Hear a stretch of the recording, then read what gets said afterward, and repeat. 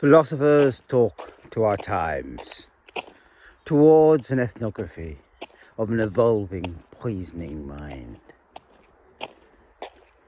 One of the real effects of living in what would have been in olden days be called a Western country. One of those countries that did stonkingly well out of the first and second, arguably third wave of industrialization. I've just made up the number of waves. But really up until about 1970 in the oil crisis. Industrialization was owned by a certain set of countries. And they used it in the name of their industrial power. They plundered a world. They defined an economic system. They created a reality that was like a gauze.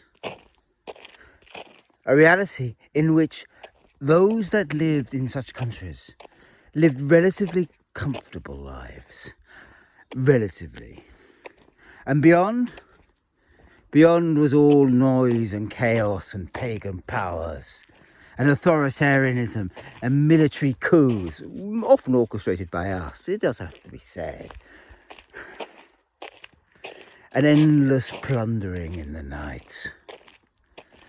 It created then a disjunct world, where on one hand you had this perfect image of nice little quiet lives, where it would be all right if our government just left us alone and we could just have a nice quiet little life and get on with it. And elsewhere there was just hubbub and chaos. But of course, the system worked beautifully because nobody really knew about the dark. To go to the heart of darkness was to take a journey.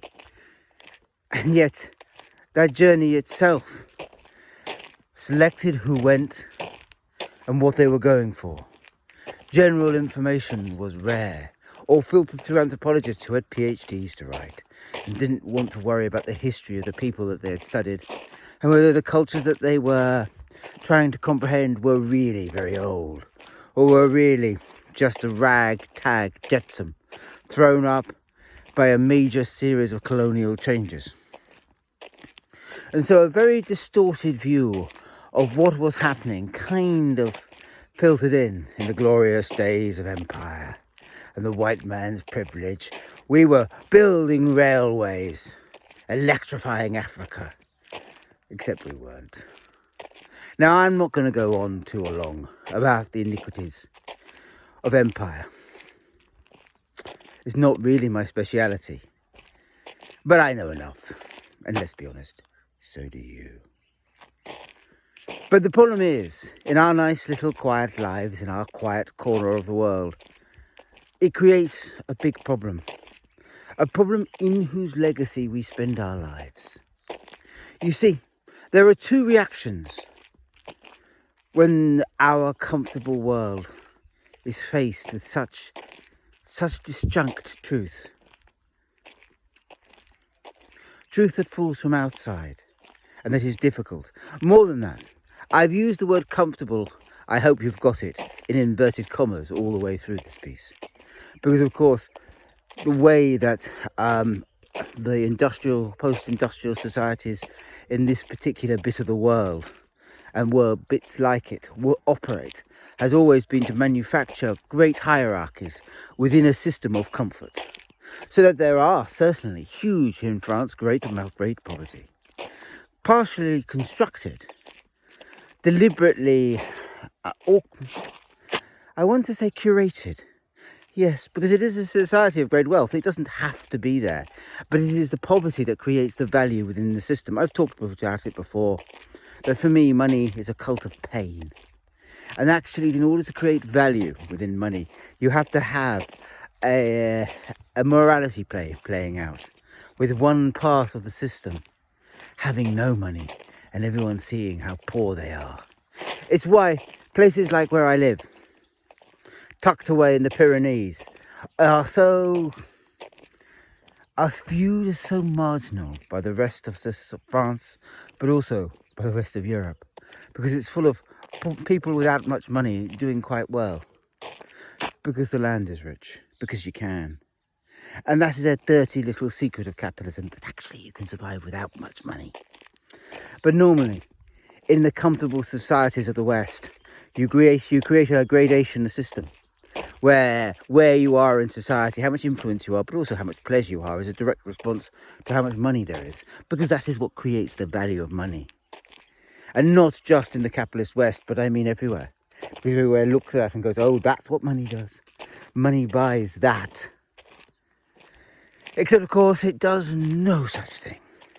Because the position of the early industrialized countries is a product of history. It's a product of a history so unjust, so bloody, so violent, that it can almost not ever be finished to be said. And there would be no point starting to apologise for it, because the apology could never be given. And if it could be given, it wouldn't be heard. Because who are you apologising to? All that jazz.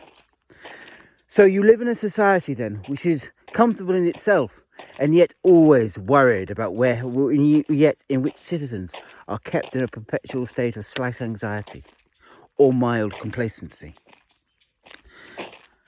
Always either worried about where the next meal is coming from, the next check, or complacent that they're not worried about it. In such a world, the rumours from outside, as information has of course expanded, exploded, become so prevalent that we could all now know roughly what is happening in the Sudan and the massacres and the starvations, if we have a mind to. We can all know how India is boiling. We can all know of genocide in Palestine. And we all do. And of course, as that falls from outside, it creates two of the great buttresses of the system. The second one I think will annoy most of you, but I think it is true nonetheless. The first buttress is, of course, the one we're all aware of, callousness. Callousness and anxiety expressed as hostility. If you are told in your own little lives, with your own little struggles, that there are others much worse off than you, moreover, that somehow your own wealth, I mean the wealth of the country in which you live, is only possible through their suffering, the response is never that good. Oh, amongst urban perverts like me, who don't particularly need to scratch around for a living. I live in a poor area, and life is different here. Then I will immediately get on my compassion hat and start to worry about them. But if you're my ex-plumber, who had a heart attack and a stent and wasn't given any aid by the state, and lost his job and lost his social life and put his family under pressure but still loved bacon, the merest asking to feel sorry for these other lands will feel like an affront. They know in their hearts they must do it, but they cannot do it. And so what do? They harden their hearts.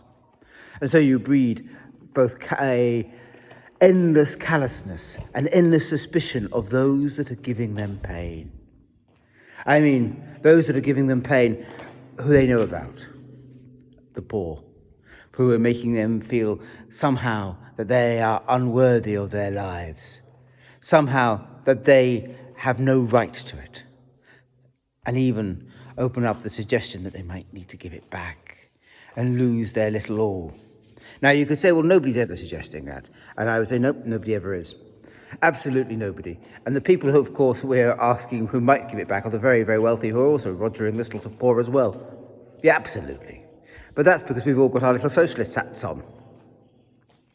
And that's what us good little socialists all think. But if you're not caught up in that stream, that world where you see that it is the same people rogering the little guy in Nicaragua as rogering the little guy in France, you don't see it that way. You see only the pain and guilt that poverty elsewhere causes in you, and you harden your heart to callousness and think, well, I can't do anything. I've got my own life to lead. And that's a kind of a guilty callousness. A guilty callousness is always the worst, because they're always the most vicious and the most unkind. They're likely to say, kill all asylum seekers, we don't want any of them here. And what they of course mean is, I don't want to feel guilty. I don't want to understand. I don't want to even begin to think about the unthinkable disjunct synthesis which gave my country wealth before I was ever born. I don't want to think about the blood guilt, which was tied to the money that I don't have, to the money that I do have, to the system that I live in.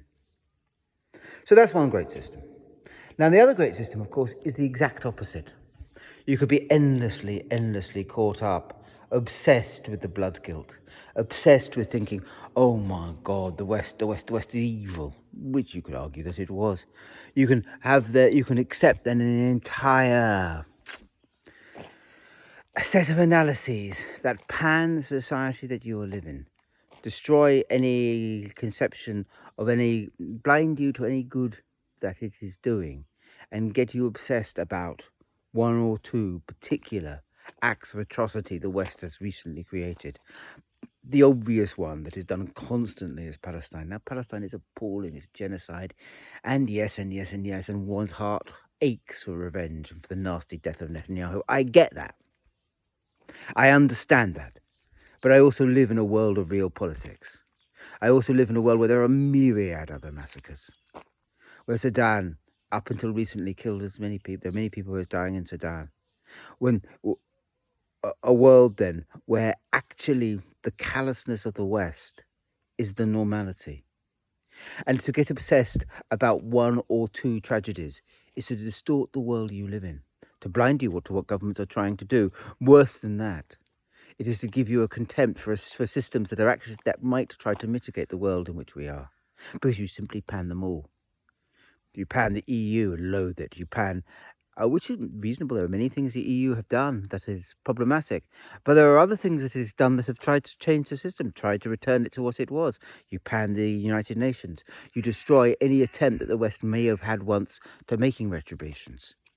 And in your very loathing of the iniquities as they exist, you undermine any possibility that they could be addressed, save in violent revolution, which isn't likely to happen.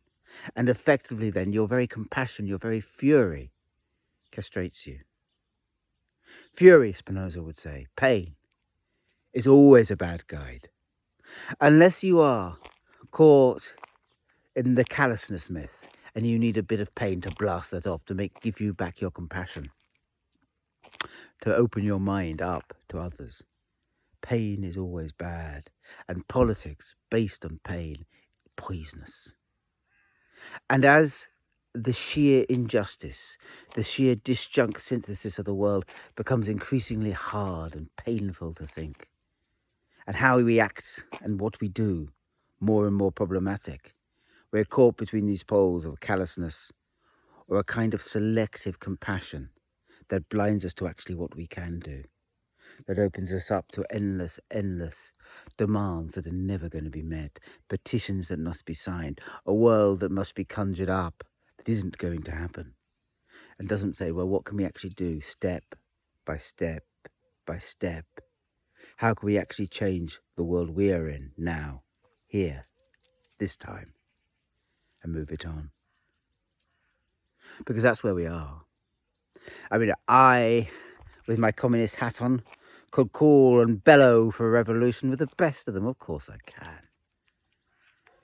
And yet you don't get to be 57 without kind of understanding that it isn't going to work that way. And if it did, it wouldn't end the way you want it to. You're far better at being a bit Hegelian and boring about it, step by step, making sure that you're carrying on going in the right general direction, explaining what that right direction was, fleeing from fury just as much as you flee from hope, because they're not going to get you out of the mess you are in. What's going to get you out of the mess you're in is being able to engage with the world you are in and force it to change, and to understand those organisations that will allow it to change. Because that's all you can do in the end. Yes, you can point out iniquity. Yes, you can bellow if you must. But what you also have to understand is how the change will happen, which is that it will be slow and careful. We just have to hope the world gives us the time to take the care.